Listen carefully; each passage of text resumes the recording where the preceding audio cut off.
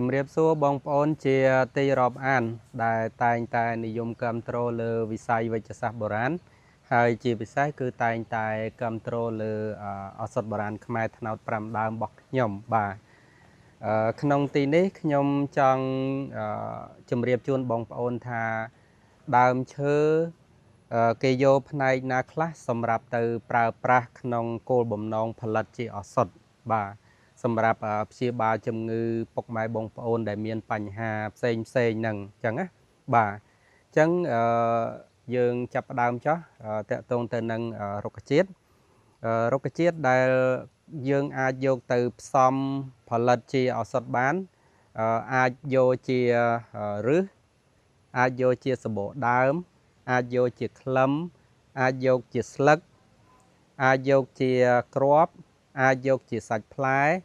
អាចយកជាបណ្ដូលគ្រាប់បាទអាចយកជាបណ្ដូលគ្រាប់អាចយកជាមើមបាទអាចយកជាមើមហើយអាចយកជាបន្លកត្រួយបាទយើងអាចយកផ្សេងឬក៏យកទាំងមូលតែម្ដងបាទយកទាំងមូលតែម្ដងអញ្ចឹងខ្ញុំឧទាហរណ៍ជូនបងប្អូនខ្លះអំពីរុក្ខជាតិដែលគេយកមើមបាទគេយកមើមទៅប្រើប្រាស់ខ្ញុំឧទាហរណ៍មើមមិនតុងសឬក៏គេហៅថុងកេដាលីគឺផ្នែកនៃការប្រើប្រាស់គេយកមើមបាទផ្នែកនៃការប្រើប្រាស់គេយកមើមអញ្ចឹងរុក្ខជាតិនឹងមួយយកមើមបើសិនជាយើងយកដើមឬក៏យកស្លឹកអត់សូវបានគុណភាពទេបាទអានឹងចំពោះរុក្ខជាតិមើមឬក៏មួយទៀតគេយកដូចជាតថុកបាទផ្កាតថុកហ្នឹងណាតថុកឬក៏ត្រថុកអ្នកខ្លះហៅត្រថុកអ្នកខ្លះហៅតថុកអាហ្នឹងគឺគេយកផ្នែកដែលគេត្រូវយកមើមដូចគ្នាបាទហើយរុក្ខជាតិហ្នឹងមួយងាយដាច់ពូជហើយអាហ្នឹងដុះសាហាវអញ្ចឹងអាតថុកហ្នឹងថ្នាំត្រជាក់ថ្នាំធ្លាក់សបាទឬក៏ថ្នាំបំពោកពឹសអីចឹងភាគច្រើនគេប្រើហ្នឹងអញ្ចឹងរុក្ខជាតិហ្នឹងក៏គេប្រើមើមដែរបាទមើមដែលដុះនៅក្នុងដីបាទហើយរុក្ខជាតិខ្លះមើមដែលដុះនៅលើថ្មបាទដុះនៅលើថ្មឧទាហរណ៍មើមដែលដុះនៅលើថ្មដូចជាមើមកុមារពេជ្រឬក៏គេហៅលោកគ្រូពេជ្រស្ដាច់ថ្នាំអាហ្នឹងគឺមើមដែលដុះនៅលើថ្មបាទអត់ដុះនៅក្នុងដីទេតែជាមើមដូចគ្នាគេយកផ្នែកនៃការប្រើប្រាស់គេប្រើមើមហ្នឹងបាទអាហ្នឹងមួយផ្នែកទៅហើយមួយផ្នែកទៀតចំពោះរុក្ខជាតិខ្លះគេប្រើសបកដើមបាទប្រើសបកដើមឧទាហរណ៍ដូចជាសបកថ្ម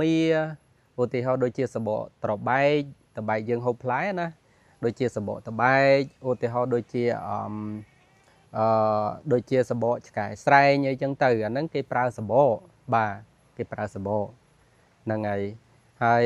មួយទៀតគេប្រើគ្រាប់បាទគេប្រើគ្រាប់ឧទាហរណ៍ដូចជាគ្រាប់កកោសឧទាហរណ៍ដូចជាគ្រាប់ស្លែងអាហ្នឹងគេប្រើគ្រាប់បាទគេប្រើគ្រាប់ហើយមួយវិញទៀតដូចជាបដូលគ្រាប់បាទបដូលគ្រាប់ដូចជាបដូលគ្រាប់ឈុកល្វីងនៅខាងក្នុងគ្រាប់ឈុកអាហ្នឹងក៏គេយកធ្វើឱសថដែរអញ្ចឹងអាហ្នឹងគេហៅបដូលគ្រាប់ហ្នឹងគេអាចយកពីបដូលគ្រាប់ឈុកហ្នឹងសម្រាប់ធ្វើជាថ្នាំត្រជាក់សម្រាប់ធ្វើជាថ្នាំជំនួយកម្លាំងដែរអញ្ចឹងណាបាទហ្នឹងបដូលគ្រាប់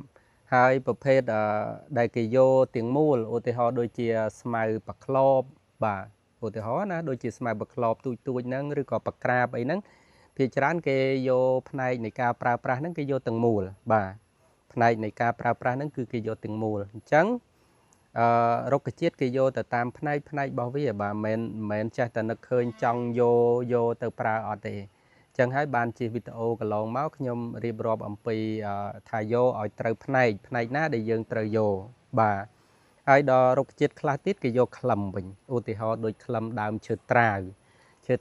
ដែលដូនតាដើមរបស់យើងពួកគាត់យកទៅដាក់ត្រាប់បាតប្រាសាទណាមានណាបាទគេយកដាក់ត្រាប់បាតប្រាសាទឬក៏បើចិនគេយកអានឹងធ្វើជាមឈូសបាទសម្រាប់ដាក់សពគេដាក់ក្នុងភ្នូអីចឹងទៅអញ្ចឹងអាឈើត្រាវហ្នឹងជាប់ល្អក្តីអត់ស៊ីអត់មានសត្វណាហ៊ានប៉ះពាល់ទេឈើត្រាវណាអញ្ចឹងឈើត្រាវហ្នឹងក៏គេអាចប្រើជាថ្នាំបានដែរអញ្ចឹងភាគច្រើនគឺគេប្រើក្លឹមឈើត្រាវឬក៏គេអាចប្រើត្រួយដើមឈើត្រាវដែរជំនួសឲ្យក្លឹម ព្រោះជិះវៀងការបំផ្លាញដោយអត់មាននិរន្តរភាពយើងអត់ចេះទាញផលសម្រាប់មកប្រើប្រាស់ជាឱសថបុរាណណាព្រោះជាទូទៅអ្នកដែលជាគ្រូឱសថបុរាណពិតប្រាកដពួកគាត់គឺចូលចិត្តទាញផ្នែកណាមួយយកមកប្រើប្រាស់ទេហើយមិនឲ្យដាច់ពូជទេពីព្រោះថាជីបរបស់គាត់គឺនៅនឹងអាហ្នឹងហើយអញ្ចឹងបើកាលណាគាត់ទាញផលឲ្យដាច់ពូជថ្ងៃក្រោយគាត់អត់មានអីប្រើប្រាស់ទៀតទេអញ្ចឹងគាត់ទាញផលផងគាត់អភិរក្សផលនឹងផងបាទគ្រូបុរាណពិតណាតែគ្រូបុរាណអត់ពិតភាគច្រើនកាប់តាពីបាទដោយតែឃើញត្រូវគាត់ចេះតែកាប់ហើយអត់មានចេះគំនិតអភិរក្សនៅក្នុងខ្លួនទេអញ្ចឹងណាឧទាហរណ៍ដូចជាខ្ញុំជាដើមអញ្ចឹងខ្ញុំតែងតែទាញផលយកចំណែកណាដែលខ្ញុំទាញទេបាទយើងអត់បំផ្លាញព្រៃឈើទេពីព្រោះថាព្រៃឈើហ្នឹងគឺជាអាយុជីវិតរបស់យើងអញ្ចឹងយើងត្រូវចេះទាញផលឲ្យបានត្រឹមត្រូវអាហ្នឹងធ្លាក់ដល់រឿងទាញផលទេដែរប៉ុន្តែកុំតន់ឲ្យបែកឆ្ងាយបាទអញ្ចឹងខ្ញុំចង់ជម្រាបជូនបងប្អូនថាពាក់ព័ន្ធទៅនឹងអីណែ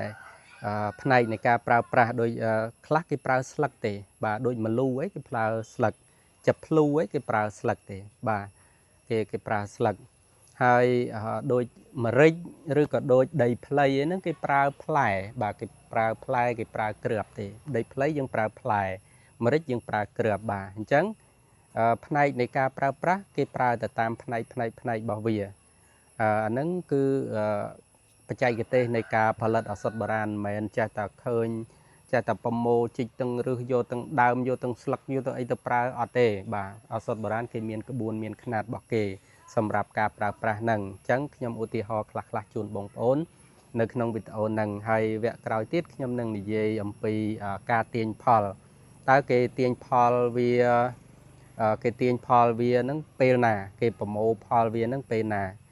ពេលព្រឹកពេលល្ងាចពេលថ្ងៃត្រង់ពេលយប់អីចឹងទៅឧទាហរណ៍ណាបាទអញ្ចឹងគេមានពេលដែលត្រូវទាញផលហើយគួរទាញនៅពេលណាដែលល្អបាទខ្ញុំនឹងបកស្រាយនៅវីដេអូរបស់ខ្ញុំក្រោយទៀតសម្រាប់ចែកជូនបងប្អូនដែលតែងតែនិយមគាំទ្រឱសថបុរាណហ្នឹងគឺមិនឲ្យបងប្អូនខកបំណងទេតែងតែព្យាយាមធ្វើវីដេអូជូនបងប្អូនឲ្យកាន់តែយល់ច្បាស់អំពីឱសថបុរាណកុំឲ្យថា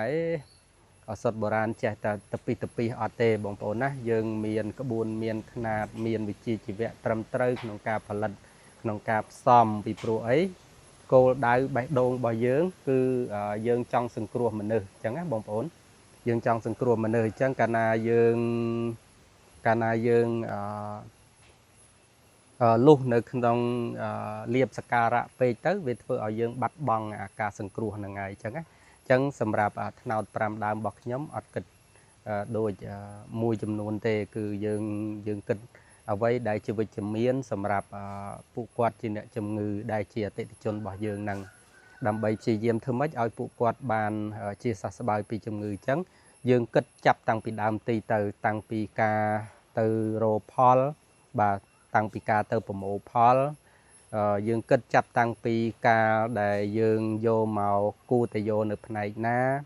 យើងគិតចាប់តាំងពីគូផ្សំបញ្ចូលគ្នារបៀបណាកម្រិតប៉ុណ្ណាជាប្រភេទថ្នាំយ៉ាងម៉េចយើងមានស្តង់ដារអនាម័យរបៀបណាដែលយើងត្រូវរៀបចំហ្នឹងយើងចាប់តាំងពីដើមទីរហូតដល់ក្លាយជាផលិតផលសម្រេចដើម្បីចែកជូនបងប្អូនប៉ុន្តែសូមបើកពងកញ្ចក់បន្តិចថាការព្យាបាលរាល់ការព្យាបាលមិនមែនសុទ្ធតែជោគជ័យទាំងអស់ 100% ទេអានឹងការពិតណាបងប្អូនបាទសូម្បីតែបងប្អូនទៅផ្នែកឱសថសម័យក៏ដូចគ្នាដែរ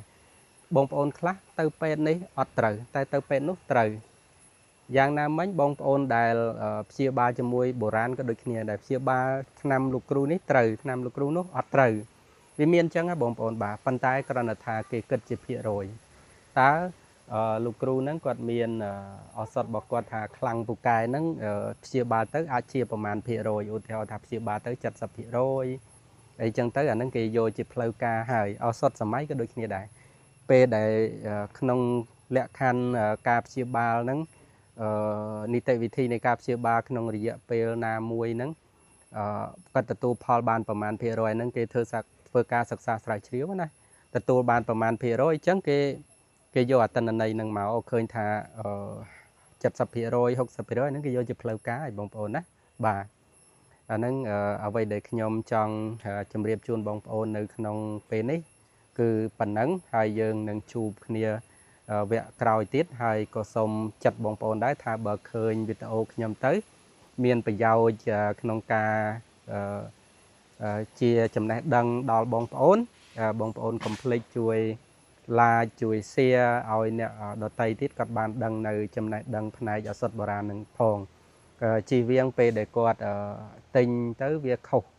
បាទគាត់ទិញទៅវាខុសអញ្ចឹងធ្វើឲ្យគាត់អត់បានទទួលផលនៅអ្វីដែលគាត់ចង់បានអញ្ចឹងណាបងប្អូនបាទខ្ញុំអត់វែងឆ្ងាយទេសូមអរគុណចំពោះការយកចិត្តទុកដាក់ទស្សនារាល់វីដេអូរបស់ខ្ញុំបាទសូមជម្រាបលា